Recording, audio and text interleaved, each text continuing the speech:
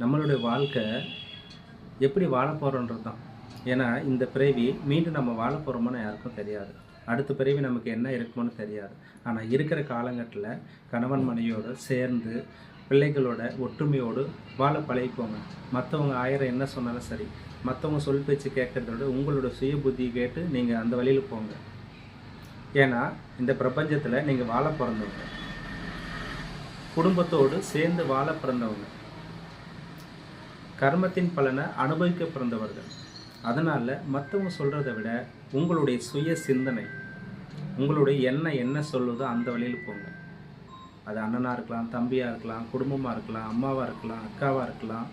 ஆனால் எல்லாத்தையும் கடந்து உங்கள் வாழ்க்கையை நீங்கள் சிந்திச்சு உங்கள் வாழ்க்கையை நீங்கள் வாழ பழகிக்கோங்க. எது சரி, எது தவறு.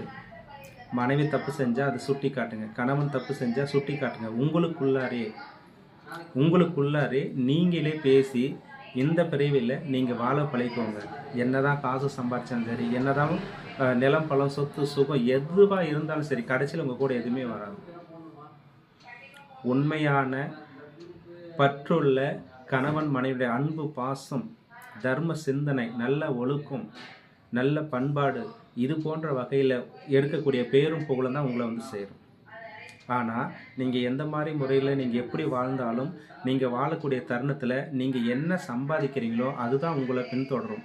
நீங்கள் நல்லது செஞ்சீங்களன்னா நல்லது உங்களை பின்தொடரும், நீங்கள் கெட்டது செஞ்சீங்களன்னா கெட்டது உங்களை பின்தொடரும்.